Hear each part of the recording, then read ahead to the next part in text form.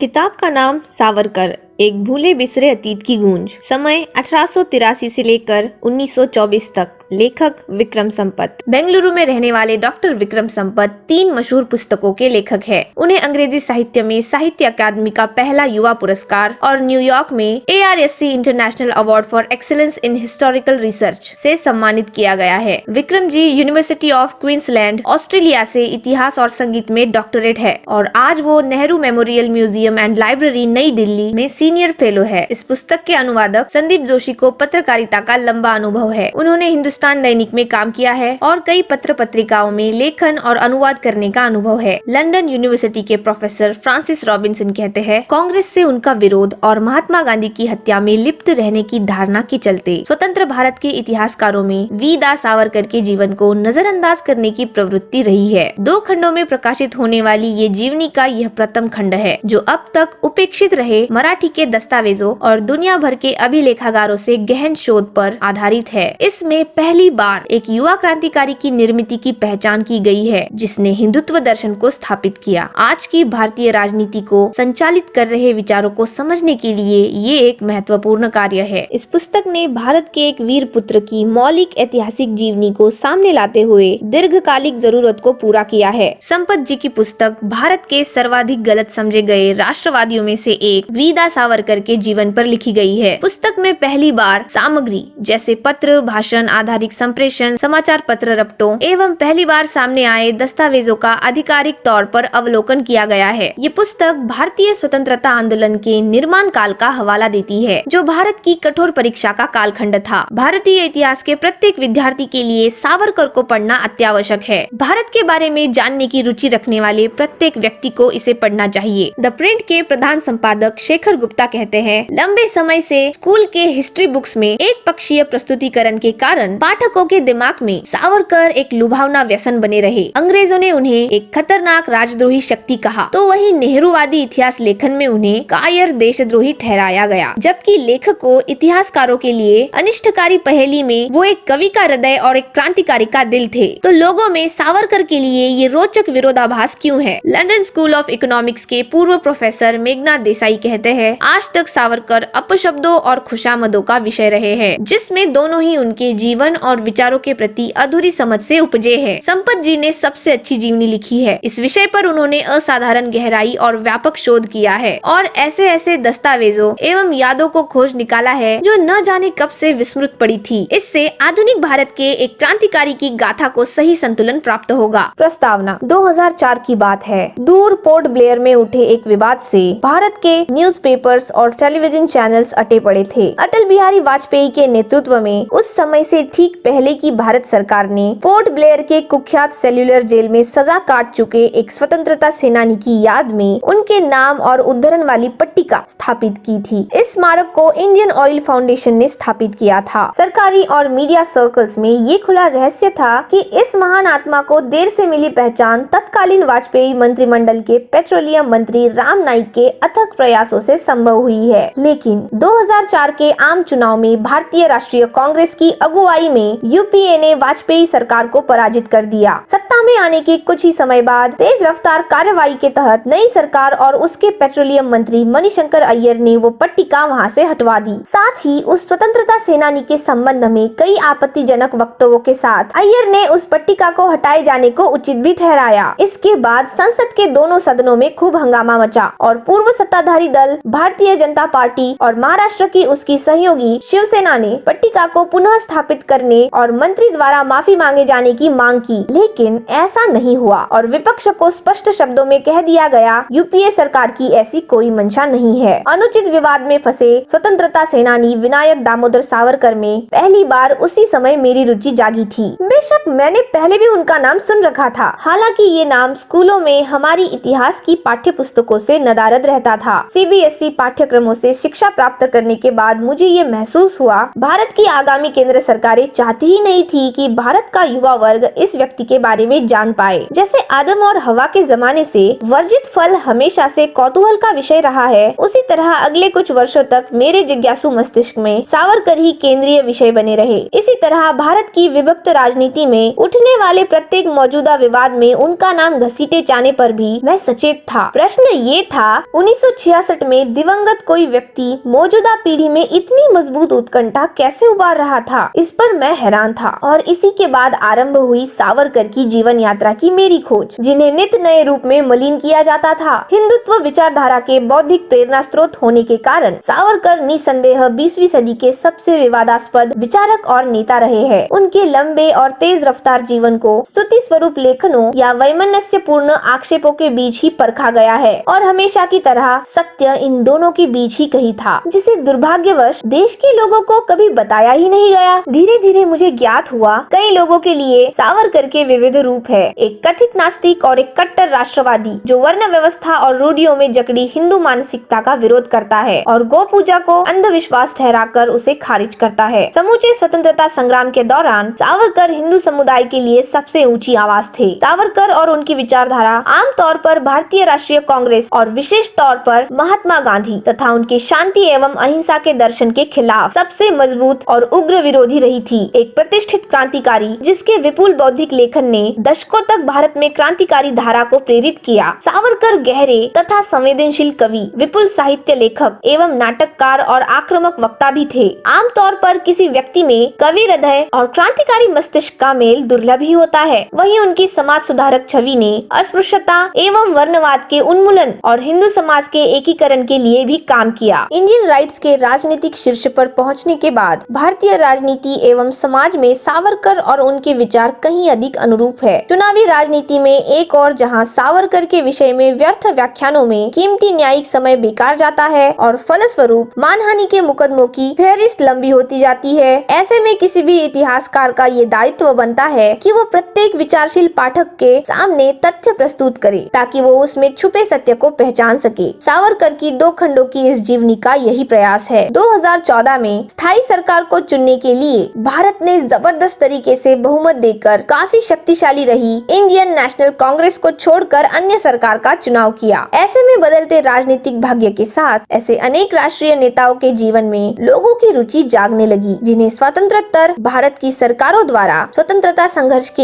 एक रंगी विवरणों को लोकप्रिय बनाने के कारण अब तक उचित स्थान प्राप्त नहीं हुआ था। आज विद्वत जन नेताजी सुभाष चंद्र बोस, सरदार वल्लभ भाई पटेल, भगत सिंह एवं अन्य कई क्रांतिकारियों, लाल बहादुर शास्त्री, दीनदयाल उपाध्याय एवं श्यामा प्रसाद मुखर्जी से जुड़ी नवीन सूचनाएं सामने ला रहे हैं, जिसके जरिए आधुनिक भारतीय ऐतिहासिक विमर्श को विविध इतिहास लेखन के दृष्टिकोण से समझा जा सकता है। परंतु किसी कारणवश इस पूर्ण आकलन से भी सावरकर को बाहर ही रखा गया। एक और जहां उनके प्रशंसकों एवं जीवनीकारों ने उनकी महानता की स्तुति की, वहीं उनके आलोचकों ने उन्हें कायर, धोखेबाज, हत्यारा और सांप्रदायिक कट्टरपंथी कहा। सावरकर, उनके योगदान, उनके राजनीतिक दर्शन और उनकी विरासत को हमारे समक्ष उपलब्ध दस्तावेजों और ऐतिहासिक तथ्यों के आईने में तथा स्वयं उनके विपुल लेखन के माध्यम से पुनः आकलन और पुनः परीक्षण करना चाहिए। उनका लेखन दुर्भाग्यवश अभी भी मुख्य धारा तक नहीं पहुंचा है, क्योंकि वो अधिकांशतः मराठी में है। इस जीवनी में यही कार्य किया गया है। समकालीन भारतीय विमर्श में एक सर्वव्यापी शब्द है हिंदुत्व। समालोचक और राजनीतिज्ञ इसके गर्भ में छुपी राजनीतिक सूक्ष्मता को न समझते हुए व्यापक रूप में इसका इस्तेमाल करते हैं। हिंदुत्व के बारे में राष्ट्रीय स्वयंसेवक संघ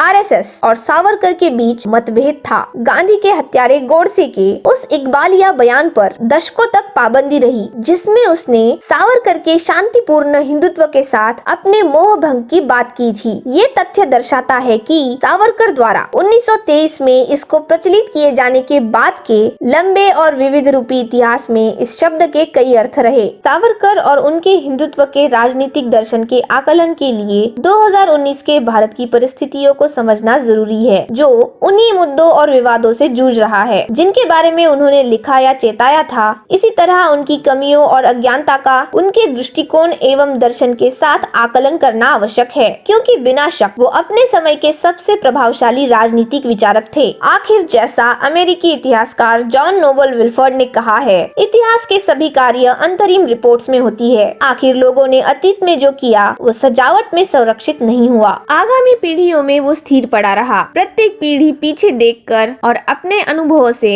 उन आकृतियों को तराशती है और ऐसे प्रतिरूप पाने के प्रयास में रहती है जो अतीत और वर्तमान दोनों को रोशन कर सके। विपुल साहित्य के सर्जक सावरकर ने अपने जीवन के बारे में व्यापक रूप से लिखा है, जहां अनेक जीवन वृत्तांत में शुरुआती जानकारी विस्तार पूर्वक मिलती है। वहीं अपने झंझावाती जीवन के कई अध्यायों का उन्होंने वर्णन किया ही नहीं। इस कारणवश उनकी आत्मकथा अधूरी रहती है। स्वतंत्रता के निकट पहुंचकर राजनीतिक अभियान के चक्रवात में शामिल होने और उसके बाद गांधी हत्या के मुकदमों में सह अभियुक्त के तौर पर उपस्थित होने तक ये समाप्त हो जाती है। जीवन के अंतिम चरण में उन्होंने अपनी उपलब्धियों को लिपिबद्ध करने के लिए समाचार पत्रों, डायरी, टिप्पणियों एवं आलेखों के इस्तेमाल का कार्य अपने सचिव बालाराव सावरकर को सौंपा था। बालाराव ने मराठी लिखित खंडों, रत्नागिरी पर्व, हिंदू महासभा पर्व और अखंड हिंदुस्तान लाधा पर्व में इन्हें सहेजा था। इन खंडों में 1924 से 1966 तक का विस्तृत लेखा जोखा शामिल है। 1926 के अंत में मद्रास से सावरकर की पहली अंग्रेजी जीवनी the life of barrister Savarkar प्रकाशित हुई, जिसके लेखक का नाम चित्रगुप्त था। भारतीय पौराणिक कथाओं में चित्रगुप्त मृत्यु के देवता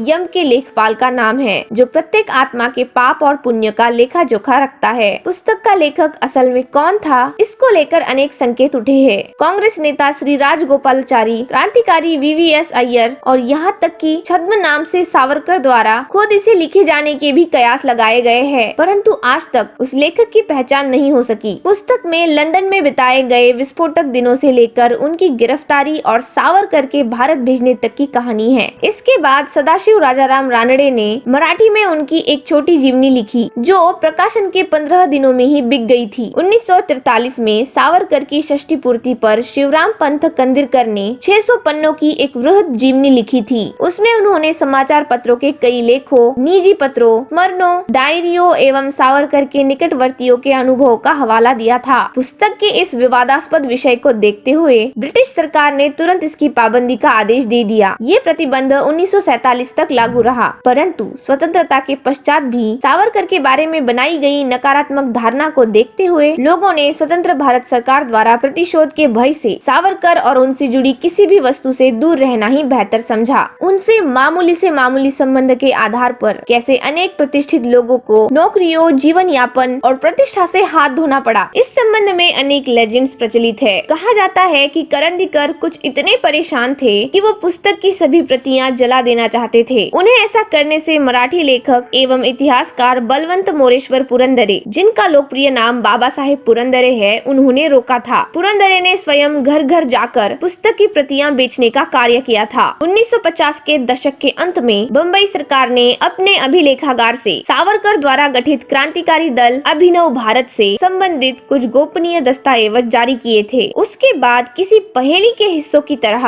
सावरकर के क्रांतिकारी जीवन के अन्य पक्ष और प्रचंड समकालीन घटनाएं आकार लेने लगी थी। R.K. पटवर्धन और मुकुंद सोनपतकी की पुस्तकें भी प्रकाशित हो गई थी। सावरकर के बड़े भाई गणेश दामोदर सावरकर की D.N. गोखले लिखित जीवनी से दोनों भाइयों द्वारा झेली गई कठिनाइयों और पीड़ाओं का पता चलता है। वहीं अभिनव भारत के साथियों श्रीधर रघुनाथ वर्तक, दामोदर महादेव चंद्रात्रे और कृष्णजी महाबल के संस्मरणों से भी सावरकर की उभरती छवि के नए आयाम रोशन हुए। लगातार सामने आ रही इन सूचनाओं के साथ उनके अनेक निजी साक्षात्कारों के संग्रहण का कार्य सावरकर के विश्वास पात्र धनंजय कीर ने किया। अंग्रेजी में धनंजय कीर द्वारा लिखित सावरकर की जीवनी में भगूर में उनके जन्म से 1966 में उनकी मृत्यु तक का ब्यौरा शामिल है। प्रशंसकों ने इस जीवनी की तारीफ और विरोधियों ने इसकी आलोचना की। विभिन्न जीवनियों के शीर्षकों के मध्य मौजूदा पुस्तक में दुनिया भर से मूल दस्तावेजों के वृहद अभिलेखीय अनुसंधान और अब तक अप्रयुक्त मराठी दस्तावेजों के आधार पर पाठकों के समक्ष सावरकर और उनके समकालीनों का वस्तुगत विश्लेषण करने का ये प्रयास किया गया है। तो उनकी जीवन गाथा दुनिया के सामने क्यों लाई जाए? इस संबंध में सावरकर का अपना एक दार्शनिक पक्ष था। 10 खंडों में लिखी गई उनकी आत्मकथा सावरकर समग्र वांग्मय से वो मनुष्य की भूल जाने की अद्भुत क्षमता को नमन करते हैं। उनका मानना है कि यदि ऐसा ना हो तो वर्तमान एवं पिछले जन्म की असहनीय यादें हमें हमेशा तंग करेगी। उनके अनुसार अतीत के दुख वर्तमान और भावी परिदृश्य एवं संबंधों को बिगाड़ने का काम करते हैं। याद रखने और भूलने के बीच बारीक व्यवहारिक संतुलन को देखते हुए वो ये अनुमान लगाते हैं कि मेमोर्स और ऑटोबायोग्राफीज को लिखे जाने से पूर्व उन्हें उनके महत्व से जुड़ी परीक्षा देनी होती है। पर्सनल और फैमिली पर्सपेक्टिव से आगे जाकर यदि किसी की कहानी देश और उसके भाग्य की रचना करने वाले अनेक महत्वपूर्ण व्यक्तियों के समूह को उजागर करती है तो ऐसी कहानी को दर्ज किया जाना आवश्यक है। फिर वो निश्चय पूर्वक कहते हैं कि उनका जीवन देश से निगडित था, जिसकी नियति और वर्णन बहुत लोगों के आगे आने वाली 2 या 3 पीढ़ियों से जुड़ा है और वो उसे उनकी चिता के साथ ही नहीं जल जाने देंगे। इस उद्देश्य के साथ उन्होंने अपनी जीवनी को दर्ज करना शुरू किया था। स्वतंत्रता से पहले दमनकारी शासन और उसके बाद असहयोगपूर्ण भारतीय शासन के चलते सशस्त्र संघर्ष के संबंध में अल्प ज्ञान को देखते हुए उनका सोचना था कि इन छुपे हुए तथ्यों और नायकों को सामने लाने वाली उनकी जीवन गाथा एक राष्ट्रीय कर्तव्य बन चुकी है। हालांकि विशुद्ध तर्कवादी होने के नाते सावरकर न केवल खुद को बल्कि प्रत्येक भावी जीवनीकार को भी सावधान करते हैं। आम लोगों की दृष्टि में व्यापक स्वीकृति प्राप्त करने को लेकर बढ़ चढ़कर बोलने और प्रशंसाओं के पुल बांधने का प्रलोभन बना रहता है, परंतु सावरकर लेखन के दौरान कंट्रोल और कॉन्शियस डिटैचमेंट पर जोर देते हैं। उनके शब्दों में कहा जाए तो पूरे खिले गुलाब को व्याख्यायित करना अच्छा होता है, परंतु उससे जुड़े प्रत्येक पक्ष की व्याख्या किए बिना वो काम अधूरा होगा। सभी आयामों से उस गुलाब के सौंदर्य की अवधारणा परखने के लिए उसकी जड़ों से लेकर उसका तना, उसे धारण करने की क्षमता देने वाली खाद और पौष्टिक आधार, ताजी और सुखी पत्तियों के साथ कांटों का भी अवलोकन आवश्यक है। इसी तरह किसी व्यक्ति के जीवन वृत्त में उसे वैसे ही प्रस्तुत करना चाहिए जैसा वो है,